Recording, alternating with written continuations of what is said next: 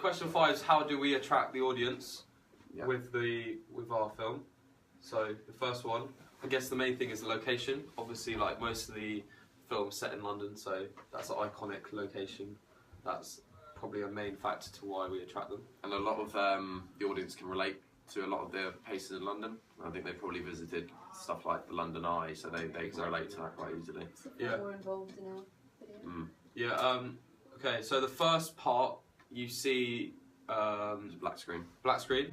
Well, the titles appear, so that way you see the one and only media. Yeah, and then you see the chopping the knife, so that like tells the audience what is this.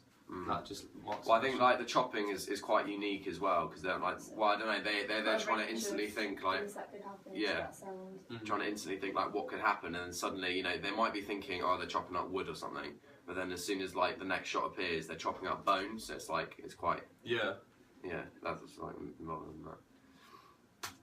Okay, so the next bit, so you see the butcher itself, but his face is covered, and you see him chopping up the meat.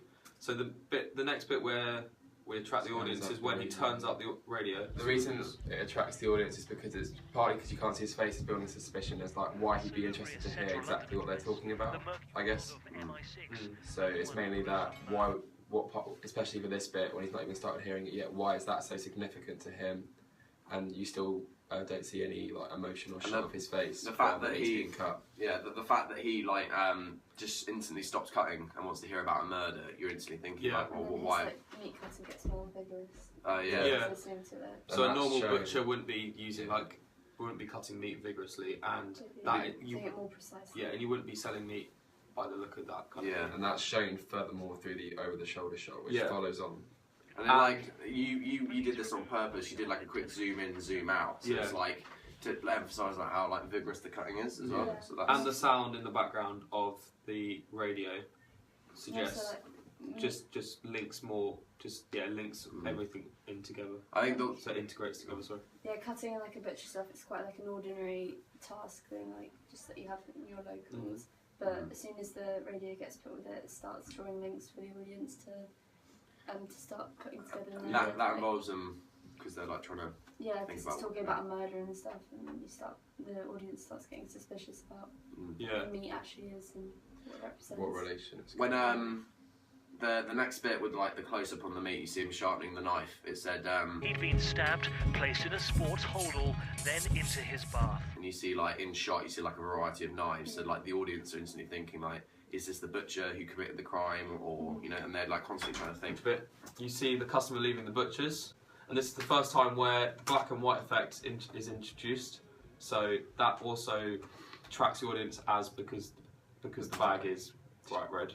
It's quite simple like that. You're trying to link that to why in the previous shot when the butcher was loading the meat into something, you're trying to think like, well, is that the part of the body remains in the bag as well? Relate that back to the radio story that you're hearing. So the next bit you see. This is when the music starts to speed up. So, and the train's picking up, so the whole speed of the whole sequence is picking up. We've got to condense time as well, so like the scene doesn't like drag out too much, and we don't get like the audience don't lose attention because you see half of the van and then the whole train following through to Paddington. Yeah. And the fact is, it's quite like an iconic location to use in London, and then everyone knows pretty much where Paddington is in relation. It's a good way of just speeding up time as well, because you wouldn't really want a whole journey from Cookham to London. Audience would like lose interest. Exactly. So that also attracts audience.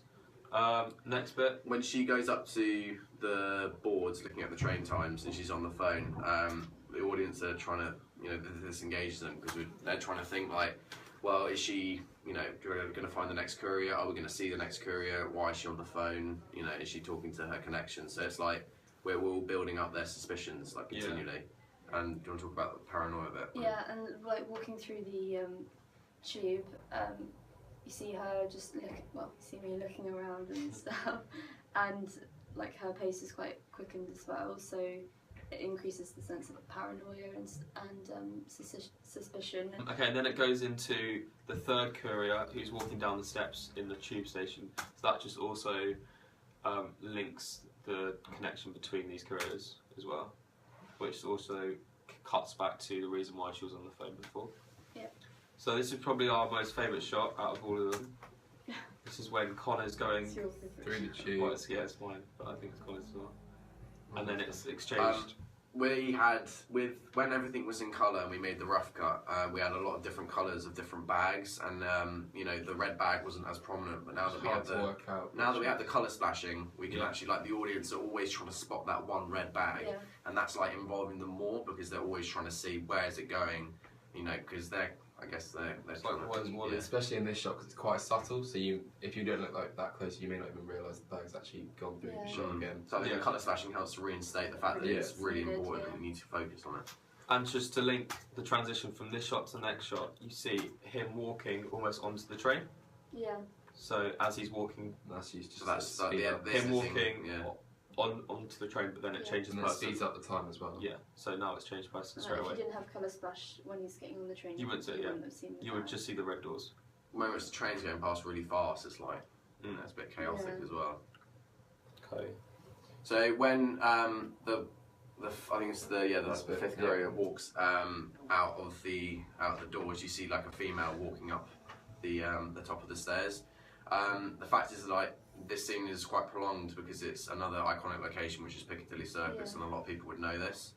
And we see a low angle shot looking up at the Piccadilly screen, so she's quite casual as well, isn't she? Yeah. Like, she's not showing any signs of worry and consternation. And then you see the guy at the phone box. Yeah, the telephone box is the first shot in which the courier and the bag are separated, and See one in shot and one What's out that? of yeah, shot. one in shot and one out of shot, and then the bag disappears completely, and that's the first time that the bag isn't actually in the shot when the courier is. You could probably say, completely disappeared, like with because he's on the phone as well, it like also builds up more suspicion as to like who's he talking to, because You you've don't know seen where it's Louise like also on the phone. Yeah. So we cut back to a shot of him in the telephone box on the phone, and then the bag's gone. And the way in which, like, you know, there's literally no colour in this at all, that like helps to, you know, reinstate the fact that, you know, So with the telephone as well, like communication. The bags, is important between them. and the bags left the hand of the courier as well, which also that's the first time in the sequence. And then the follow up of the bus, that just emphasises that as well. And then the courier's not with the bag Yeah. again. So now it's like the transition into the ellipsis sequence. so the way in which he walks around the corner, like, connects the bus stop and that, and like the audience are now thinking, you're right, no, there's definitely a connection between Exactly. the murder, the murder and the bag. And it links all the demographics, the vast demographics together Yeah. to just show that all these people are in an organisation, The network of whereas they crime look like the agents general as well. public. With the move sequence, I think the music also helps to entice the audience because it's all edited onto the beat. So it shows like there's a strong connection between the characters, and the fact that the bag never leaves the character's hand shows that there's always a constant passing on. Yeah, of the bag. That will keep your audience enticed as well by him being on the beat, because they'll just want to know what continues. Yeah. So then it cuts to black, so that shows that it's almost the end of the sequence, and it's just passing the time as well. Then director Greg Davies pops up, and the bag opens up with Nav looking into the bag.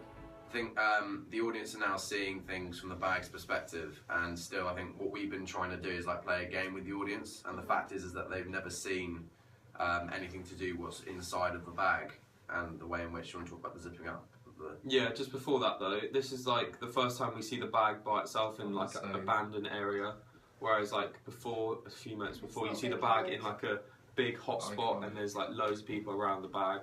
So this is the first time when it's in a private place, and this is more like a typical convention you see of like a murder away from the public. So we've also challenged that. And then you've got the zipping up the bag right at the end, which also just leaves a question.